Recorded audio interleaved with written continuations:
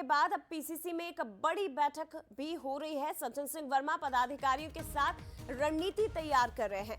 पूर्व मंत्री सज्जन सिंह वर्मा ने इसे लेकर एक बड़ा बयान भी दिया और ये कहा कि हाईकमान के निर्देश पर हम अपनी तैयारी कर रहे हैं। मतगणना से लेकर दूसरे दिन की भी तैयारी है और हर जिले में हमारे प्रभारी उम्मीदवारों के साथ मौजूद रहेंगे।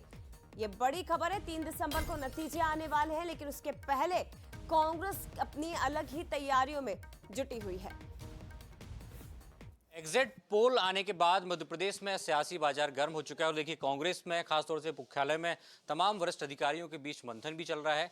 जिस तरीके से एग्जिट पोल में भारतीय जनता पार्टी की सरकार बनते नजर आ रही है, उसके बाद अब कांग्रेस अगले प्लानिंग पर बातचीत कर रही है। हमारे साथ वरिष्ठ नेता सज्जन सिंह वर्मा जी, उनसे बात करें। सर, एग्जिट पोल आया है, क्या कहेंगे?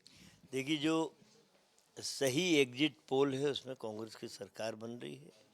जो प्रीपेड पोल है उसमें भारतीय जनता पार्टी की सरकार बन रही है।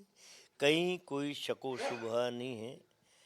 सज्जन वर्मा जैसे हम कई लोग, हमारे लीडरशिप मध्य प्रदेश में अलग अलग जगह घूमी है, जो जनता की बॉडी लैंग्वेज हमने देखी है।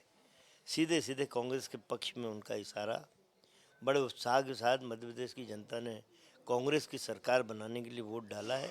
ये प्रीपेड पोल से हमें फ़र्क नहीं पड़ता। कांग्रेस पार्टी की बात करें तो पूरे प्रदेश में किस तरीके की बातचीत हो रही है, क्या फीडबैक आ रहा है? वरिष्ठ नेताओं ने क्या बताया कि किस तरीके से 3 तारीख को लेकर तैयारी करना है? क्योंकि एग्जिट पोल को लेकर अब एक चर्चा है कि मध्य प्रदेश में बहुत अच्छे परिणाम नहीं, हमारे हाईकमान बिल्कुल आश्वस्त हैं और हम यहाँ प्रदेश कांग्रेस दफ्तर में सारे वरिष्ठ लीडरशिप जो प्रदेश कांग्रेस को चलाती है वो यहाँ इस समय मौजूद हैं। आप देख रहे हैं। तो जो स्ट्रेटजी हमने बनाई है इनके घिनौने षड्यंत्र से निपटने के लिए, उस पर हम लोग काम कर रहे हैं। हाईकमान आश्वस्त है। जीत के आंकड़े कांग्रेस हाईकमान के पास आ चुके हैं। बस ये है कि कोई हेरा फेरी ना हो, इसलिए हम लोग अपनी जो स्ट्रेटजी बनाई है मतगणना से लेके दूसरे दिन तक की, हम उस पर काम कर रहे हैं। खासतौर से 2018 में हमने देखा परिणाम आए, 2020 में बहुत कुछ बदला, तो क्या ऐसा कुछ घटनाक्रम ना हो, इसको लेकर कोई बड़ा प्लान? नहीं, देखिए, मैं बोल रहा हूँ ना, वो स्ट्रेटजी ऐसी है कि जिसे सार्वजनिक करना हम लोगों के हित में नहीं है। तो हम तो भारतीय जनता पार्टी के उन घिनौने षड्यंत्रों को, उनका पर्दाफाश करने के लिए बैठे हैं, उनकी काट करने के लिए बैठे हैं कि इस बार नाकामी ही उनके हाथ लगेगी भारतीय जनता पार्टी। 3 तारीख को परिणाम के बाद तमाम कांग्रेस के विधायक एक साथ रहेंगे, एक ही स्थान पर रहेंगे? एक साथ ही हैं।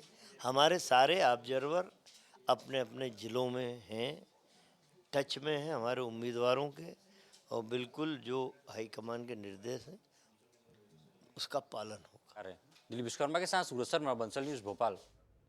सीधे रुक करते हमारे साथ संवाददाता सूरज शर्मा इस वक्त लाइव जुड़ गए हैं। सूरज, बहुत महत्वपूर्ण है कि एग्जिट पोल के परिणाम भले ही कांग्रेस के पक्ष में अभी नहीं आ रहे हो, लेकिन देखिए कांग्रेस इसके बाद तुरंत एक्टिव भी हो गई है। एक तरफ रणदीप सुरजेवाला ट्वीट करते हैं और अपने कार्यकर्ताओं में जोश भरने का काम भी किया जाता है ताकि मतगणना के दिन तक कार्यकर्ता उसी उत्साह के साथ काम करे जो उन्होंने चुनाव के समय में ताकत झोंकी थी। और दूसरी तरफ अब रणनीति पर भी काम शुरू हो गया है बैठकों के जरिए। देखिए, बिल्कुल जिस तरीके से एग्जिट पोल आया उसके बाद से लगातार कांग्रेस बी और प्लान बी पर काम कर रही है, क्योंकि वो चाहती है और जानती भी है कि जिस तरीके से एग्जिट पोल आया उसके बाद कहीं ना कहीं मानसिक दबाव उम्मीदवारों पर हो सकता है, आम जनता पर हो सकता है। यही कारण है कि आलाकमान से निर्देश मिलने के बाद अब कांग्रेस एक्टिव नजर आ रही है।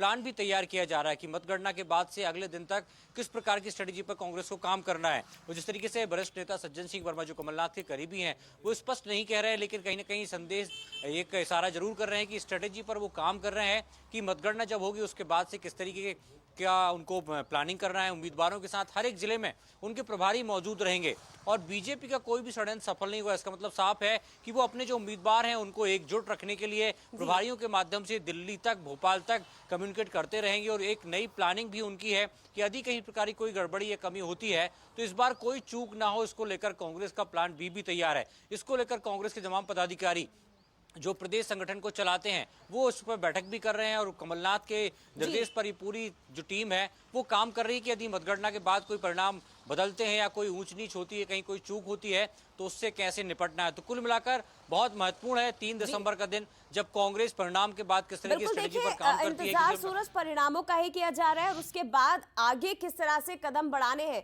नतीजे क्या होंगे यह भी कहना बहुत मुश्किल है, लेकिन उसके बाद ही कांग्रेस अगला कदम बढ़ाएगी। फिलहाल शुक्रिया आपका जानकारी के लिए। हालांकि अभी उम्मीदें की जा रही है कि